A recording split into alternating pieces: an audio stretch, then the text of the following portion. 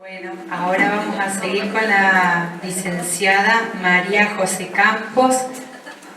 Muy buenos días, también del Hospital Privado, psicóloga clínica, psicooncóloga, miembro del Servicio de Psiquiatría y Psicología en el Hospital Privado, docente en el Instituto Universitario de Ciencias Biomédicas, miembro del equipo profesional ATERIM, Centro de Diálisis. El tema de ella será premisas del abordaje terapéutico en la familia cuidadora. Le dejo un aplauso grande a la licenciada, gracias por venir.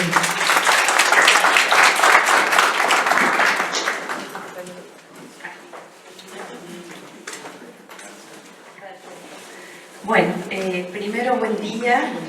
La verdad que para mí es un gusto estar acá, porque cuando uno lo invitan a presentar, tiene la posibilidad, ¿no?, de trabajar y repensar sobre la tarea que uno realiza, y la verdad esto para mí fue una oportunidad para repensar un caso que me dejó como muy movilizada, entonces me ayudó a mí a reacomodar toda esta situación. Así que estoy agradecida a la doctora Almohada y al doctor Carranza por haberme invitado a participar. La idea, el tema que me convocó, digamos, es pensar un poco en la familia, ¿no es cierto? Porque dentro de todos los espacios de formación nos vamos formando para entender las necesidades de los pacientes, vamos pensando un poco en la familia, pero la experiencia que he tenido realmente he podido como ir aprendiendo y entendiendo que la familia tenemos que entenderla casi como un paciente, digo, entender que hablamos nosotros en el equipo de lo que es la unidad de tratamiento, ¿no es cierto? Donde entendemos que tanto el paciente y la familia están como al mismo nivel de importancia al momento de abordar. Y este caso un poco me impactó en ese sentido y me hizo volver a ver esto que a veces uno lo dice, pero no siempre lo está como poniendo en práctica. Bueno, voy a empezar primero por el caso y después por algunas cuestiones que estuve revisando teóricamente. No les acerco verdades absolutas, simplemente reflexiones que he ido haciendo que me interesa compartir con ustedes y que ustedes también pueden aportar en lo que consideren al respecto. El caso clínico. Es un paciente, un hombre de 79 años de edad, con diagnóstico de enfermedad de la motoneurona. Es una enfermedad neurodegenerativa. Consulta, este paciente ya venía siendo tratado por el equipo, por el hospital, perdón, y tiene una consulta ya con un médico de nuestro equipo. En esta consulta yo rescato esto, dice, viene luego de colocación de gastrostomía, está bastante incómodo con algunas indicaciones que le dieron. Siente que su vida tiene poco significado o sentido actualmente. No quiere ser una carga para sus familiares, no quiere vivir artificialmente e ingresa al programa de atención domiciliaria. Con este paciente nosotros pudimos trabajar lo que es la voluntad anticipada. Pudo quedar claro, digamos, qué medidas él no quería, digamos, adherir. E ingresa a nuestro equipo. Más datos del paciente. Era jubilado docente, había trabajado toda su vida en un colegio, convive con su esposa de 70 años de edad, que es ama de casa y se constituye en la cuidadora principal de él. Este matrimonio tiene una sola hija, que tenía aproximadamente 40 años, con 2 hijos adolescentes que viven en la casa colindante. Por los patios se conectaban las casas. Y la médica, cuando toma contacto con este grupo familiar, nos solicita intervención del área psicosocial, en este caso con la licenciada Castro.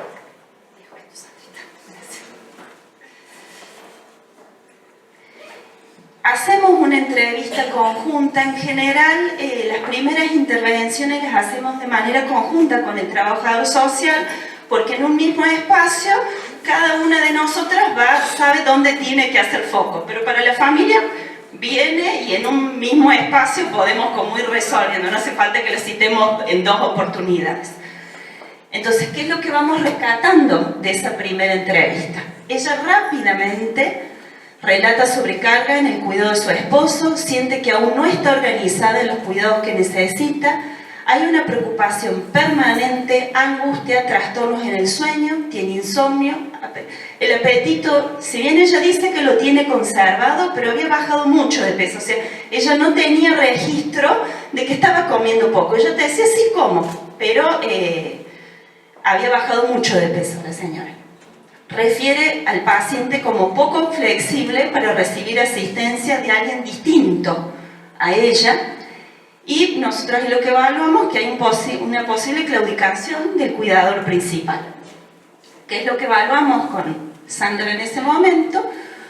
Continuar la evaluación del paciente en domicilio, citar a la hija y confeccionar un informe para ver si podemos gestionar la incorporación de cuidadores. La estrategia que definimos ahí, hacemos una estrategia que tiene que ver con un abordaje en domicilio y otro que es por consultorio externo.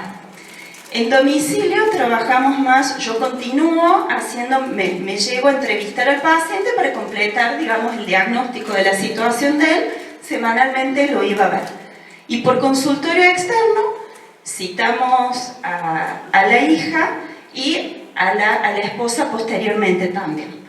En la entrevista que tenemos con la trabajadora social, podemos plantearle nuestra preocupación y la hija tenía la misma preocupación, o sea, ella sabía que su papá estaba perfectamente cuidado, porque así era, realmente esta mujer se había organizado para que el paciente, cuando uno evalúa, el sistema que había organizado de asistencia y cuidado para su esposo era acorde, resolvía todas las necesidades que puede tener una persona enferma.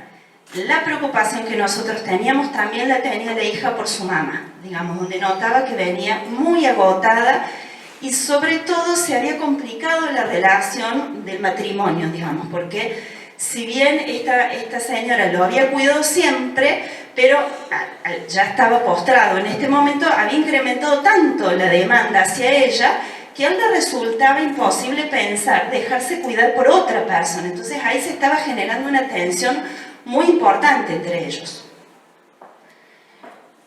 Bueno, acá diferencio un poco qué es lo que yo voy trabajando con el paciente y qué es lo que vamos trabajando con la cuidadora principal. Disculpen que esta carga de información esta diapo. Bueno, el paciente era una persona que estaba lúcida. Él nunca perdió la lucidez en todo hasta los momentos finales de su vida. Fue bastante colaborador, las entrevistas eran prolongadas porque él ya tenía cierta dificultad en el habla, entonces teníamos que hacerlo despacio. Él se hacía entender, pero le llevaba un tiempo poder decir, digamos, por el mismo enfermedad que tenía. Pero una persona que estaba orientada, lúcida, juicio crítico conservado y organizaba sus ideas de manera clara. Comprendía la situación y el estadio de su enfermedad. En eso él no tuve que trabajar ninguna cuestión en relación a eso porque él estaba como lo suficientemente situado sobre el momento que estaba viviendo. Sí estaba preocupado por la deglución porque se notaba que cada vez le costaba más.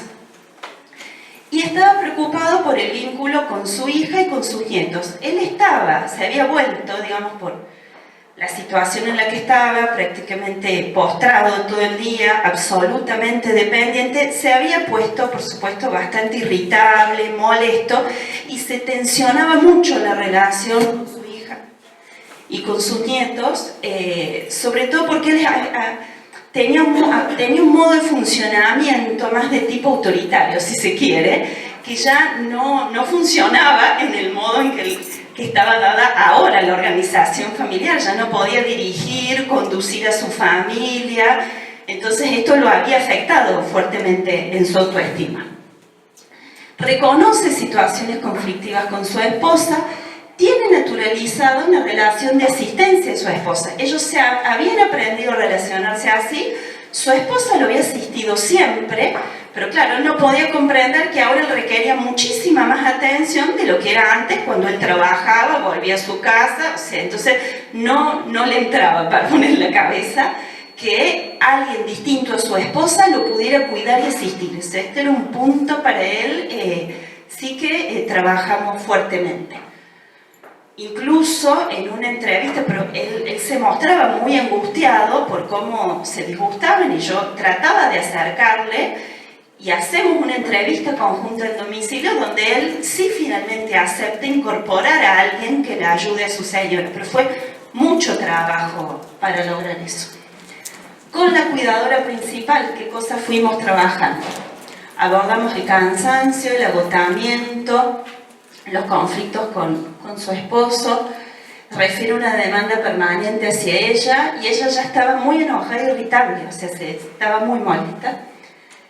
Me detengo, trabajo mucho en lo que son medidas de autocuidado con ella, indico retomar sus consultas médicas suspendidas por la tarea de cuidado de su esposo.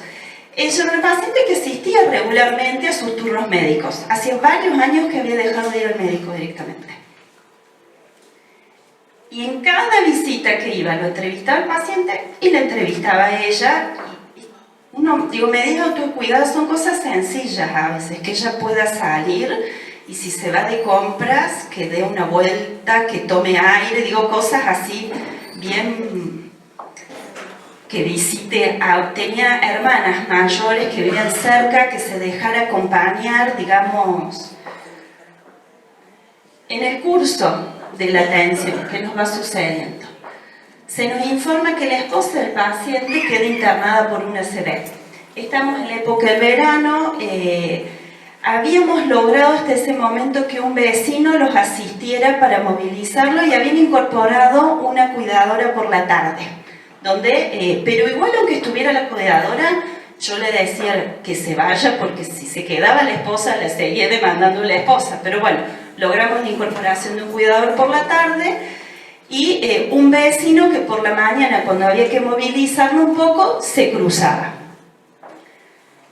Llega la época de vacaciones, la hija con este sistema ya un poco más organizado se va de vacaciones. En el periodo de vacaciones la esposa del paciente hace una ACV y queda internada.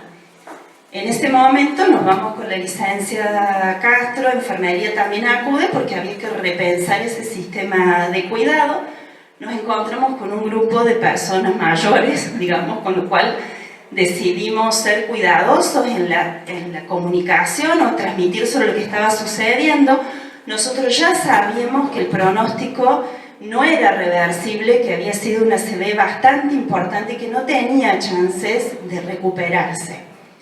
A todo esto contamos con una amiga de la hija, este vecino que tenía las llaves, el que pudo entrar, porque sospechó que algo no funcionaba, y el paciente escuchó todo esa situación. Llega la hija, y llega la hija y ahí nomás fallece la esposa del paciente y a los 3 días fallece nuestro paciente que decae, o sea, avanza la enfermedad en esos últimos 3 días de una manera contundente. En esos 3 días nos pudimos reorganizar con el equipo, para ofrecerle la atención. La hija asume, porque todavía seguía en su periodo de vacaciones, ese era el cuidado principal que asumía su mamá. Y después tuve un par de entrevistas con ella, donde trabajamos un poco el enojo que ella tenía con su papá por el modo en que, la había como atado, decía ella, a su mamá, Entonces ella, el último tiempo que su papá, ella lo vivió con mucho enojo hacia su papá, porque entiende que su mamá lo que la termina matando, dicho por ella, es como toda esta dedicación. Fueron varios años de cuidado donde en el último tiempo se intensificó. Entonces, por supuesto, esto a nosotros como equipo nos impactó muchísimo porque uno si bien va a un domicilio y sabe que va a fallecer determinada persona, pero ir a un domicilio que sea otro el que haya fallecido, a mí me tomó por sorpresa, fue algo que yo me creía tan preparada para esto, pero la verdad que para mí fue un impacto muy grande. Entonces, uno queda, estas imágenes, como un poco como devastado por la situación. Por suerte hay compañeros de equipo que hace que uno esto lo pueda transitar de mejor manera. La tuvimos a Sandra que fuimos juntas a estas situaciones porque la verdad que a uno que queda como muy muy impactado. Entonces, en función de esto, revisando bibliografía, les quería acercar algunas cuestiones en relación a las personas que realizan estas tareas de cuidado, esto que nosotros identificamos como cuidador principal. Los cuidados paliativos consideran al paciente no como un individuo con problemas, sino como parte de un entramado social.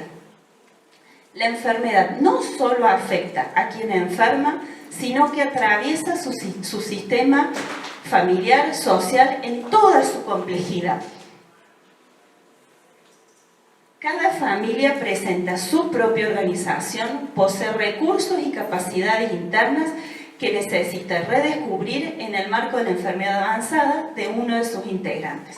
En esto, cada familia con la que nos encontremos va a tener su propio modo de funcionar y es ahí donde nosotros tenemos que ir tratar de conociendo ese modo y ver en qué cosas tal vez se pueden ajustar para que el paciente sea lo suficientemente atendido y acordemente atendido a su situación, pero que el cuidador principal también lo sea. Acá hay una autora, es psicóloga, ¿no? Trabajadora social, Natalia Luzardo, que tiene un libro muy interesante, donde ella habla que hay diferentes perspectivas de cómo han sido vistos y tratados los cuidadores desde los sistemas de salud. Primero, una de estas alternativas es como recursos disponibles para enfrentar la situación del paciente, donde se tiende a ver solo la necesidad del paciente. O sea, es como que para el equipo el cuidador principal es un recurso, casi como un brazo extendido para hacer, digamos, lo que uno necesita. Otra perspectiva se lo toma como compañero de los profesionales. Se entiende que las propuestas de atención coinciden mecánicamente con el de la familia. O sea, yo como médico casi que entiendo que este cuidador es un par mío y que entiende lo que yo entiendo de que por qué lo tengo que curar así o por qué hay que administrar así. Y que él lo va a hacer, pero que no tengo que detenerme a explicarle por qué, porque lo tomo como un par mío a ese cuidador principal. Otra perspectiva habla de que donde se entienden los cuidadores también como pacientes del equipo tratante, que eso es un poco lo que nosotros intentamos desde el equipo, mirar sobre todo ese cuidador principal al mismo nivel de atención que nuestro paciente. Y después también hay cuidadores donde se evalúa que no pueden sostener ya las tareas de cuidado, ¿no? Uno hace una evaluación y dice, no, esta persona no está apta, y porque a veces sucede, ¿no? Y tiene que ir a otro espacio el paciente.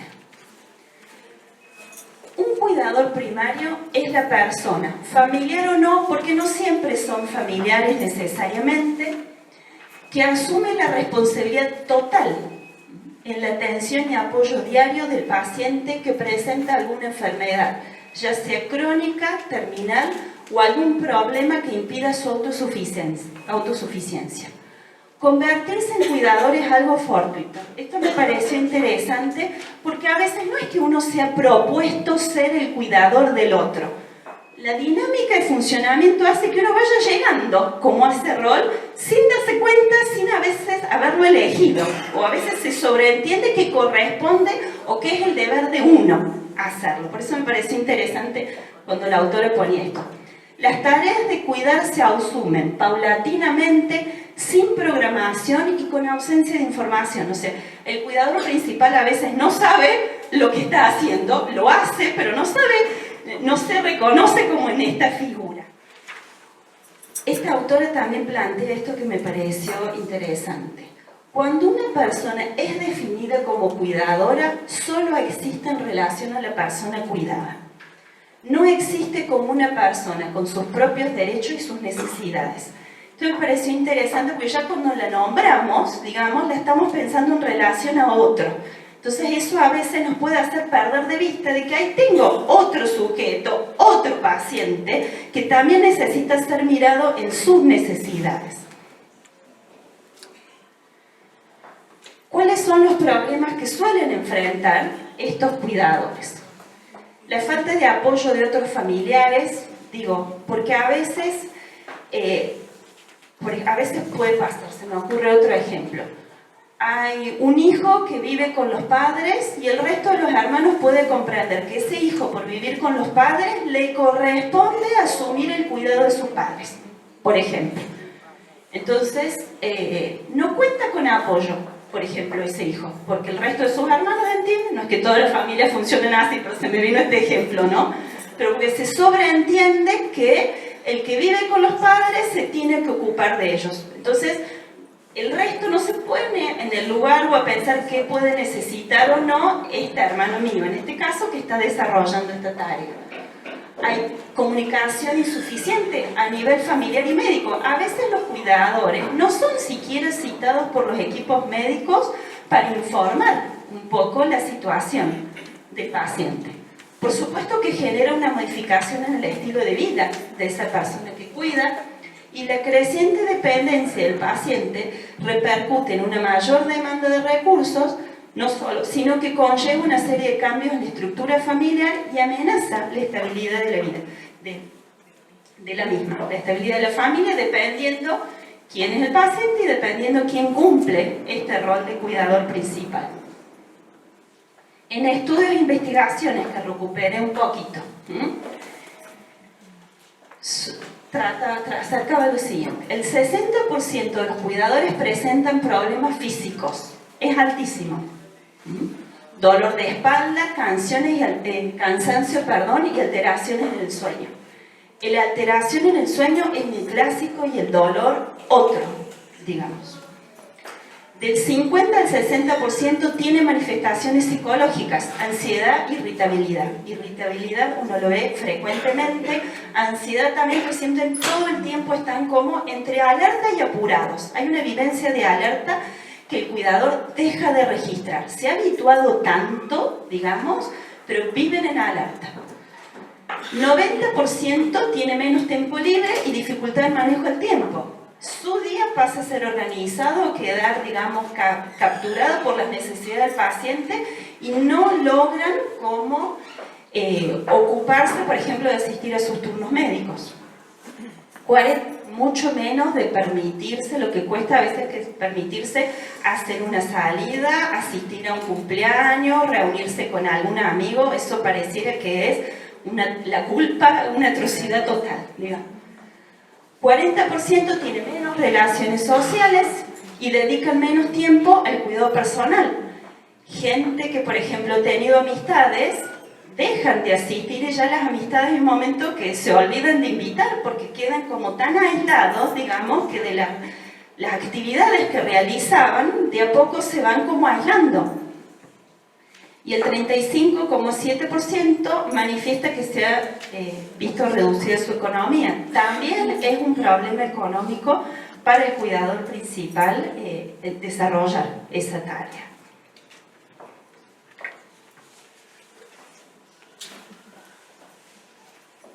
Y ya hacia el final, entonces, hay un estudio que saca un poco esta conclusión, con lo cual es altísimo. En cerca del 75% de la población estudiada, ejercer el rol de cuidador primario es una experiencia que conlleva un deterioro general en la vida de quien lo ejecuta, pues altera considerablemente aspectos familiar, social, físico y emocional. Lo expone a manipulaciones y conflictos, además de alteraciones en la comunicación que vulneran su integridad personal y social.